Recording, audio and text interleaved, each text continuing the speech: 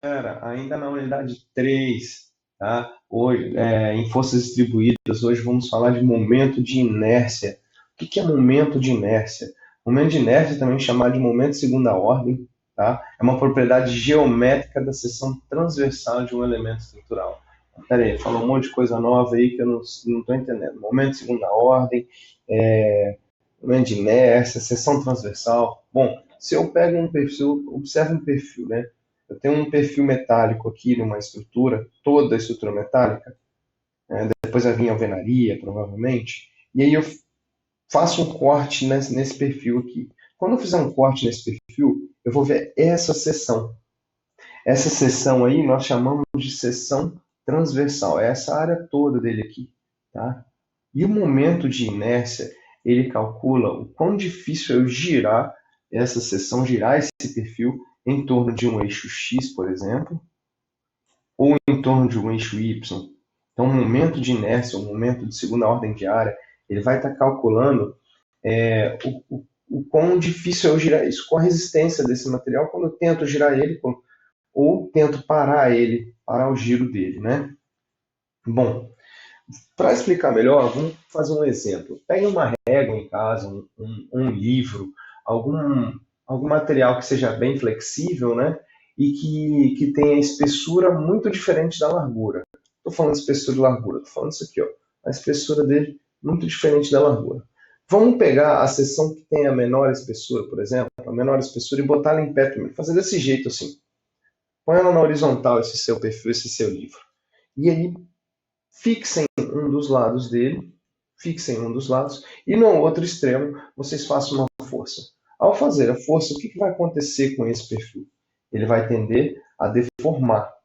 E essa deformação se dá por conta do material, do esforço que você está fazendo, né? da seção transversal dele. Agora, peguem esse mesmo livro, essa mesma régua, e façam o seguinte, coloquem ele em pé. Coloquem ele na seguinte posição, fixem um extremo e no outro extremo faça uma força semelhante. Você não vai conseguir fazer a mesma força, mas a não ser que você coloque um peso, faça a mesma, tentem fazer o mesmo esforço. Ele vai deformar do mesmo jeito? Não vai deformar do mesmo jeito. Na verdade, ele tem um ganho de resistência.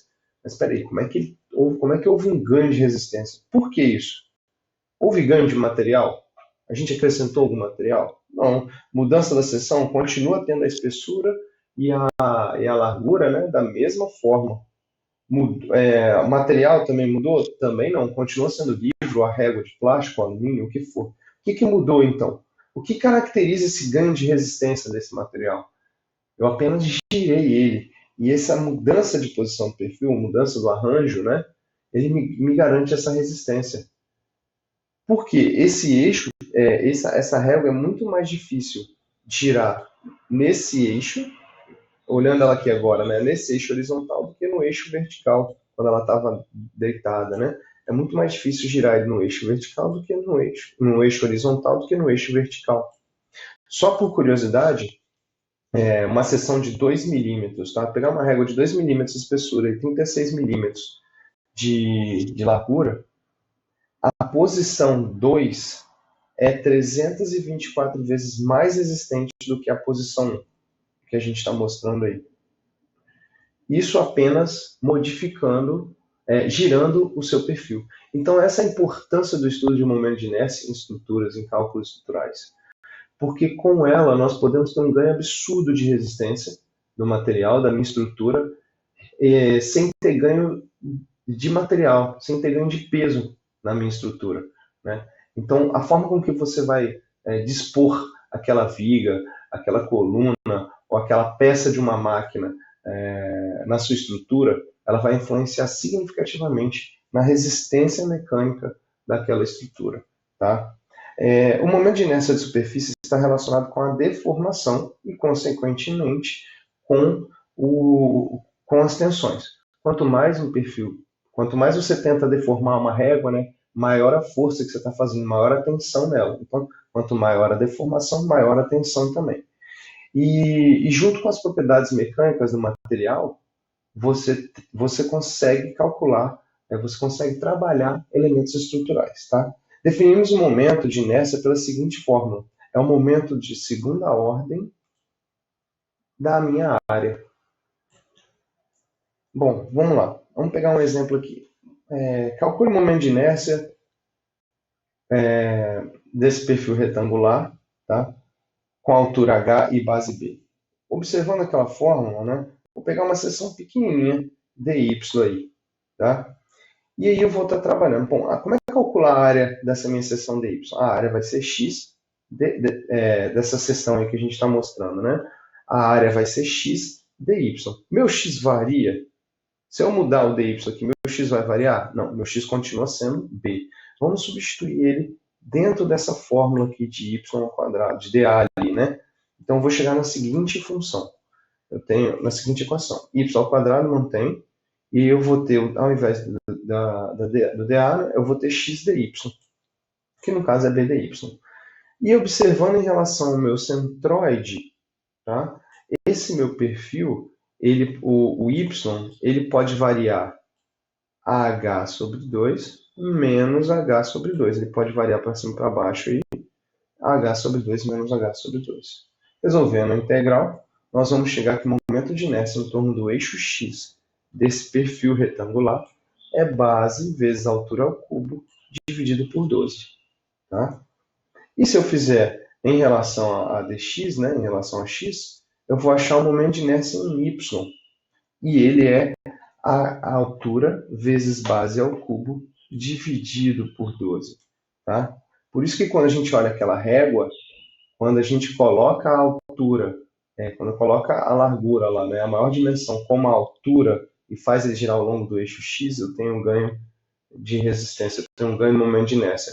Porque aquele elemento, aquela dimensão, a maior dimensão, vai estar elevado à potência 3, ele vai estar elevado ao cubo. E isso me dá um ganho de resistência, tá? Por isso que nesse caso aí, né, esse ganho de resistência vai ser dessa forma. Então, se eu tentar girar tanto esse perfil quanto esse perfil ao longo do eixo X, eu tenho aí que essa altura aqui é pequenininha, 2 milímetros, e essa altura aqui é aqueles 36 milímetros que eu dei de exemplo. Então, quem vai ser elevado ao cubo aqui, por se o 36 for elevado ao cubo, o momento de inércia em X é muito maior dessa posição 2 do que da posição 1. Por isso, esse ganho significativo de resistência. Tá? As unidades dele representadas em milímetro ao quarto, centímetro ao quarto, metro ao quarto, olha só. Milímetro vezes milímetro ao cubo, milímetro ao quarto. Tá?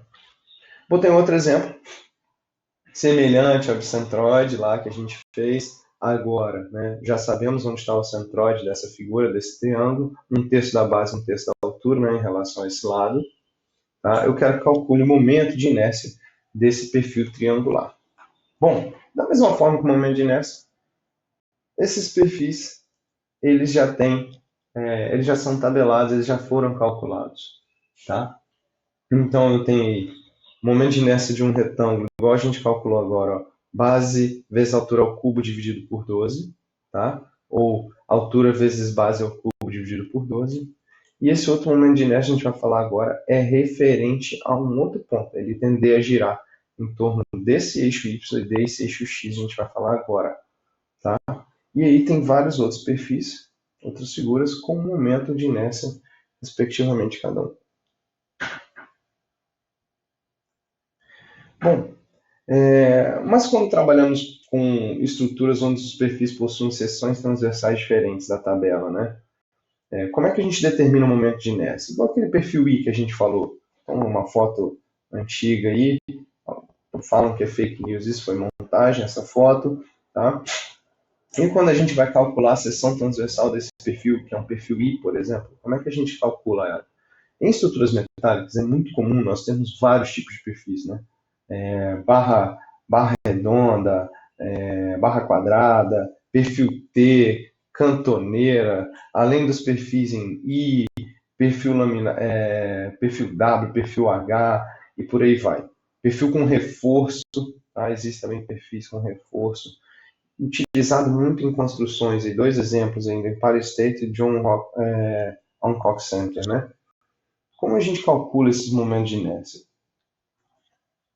Por que a importância dele? Se eu pego esse perfil e faço uma força, ele tá por exemplo, o primeiro exemplo aqui, né? Ele está fixo.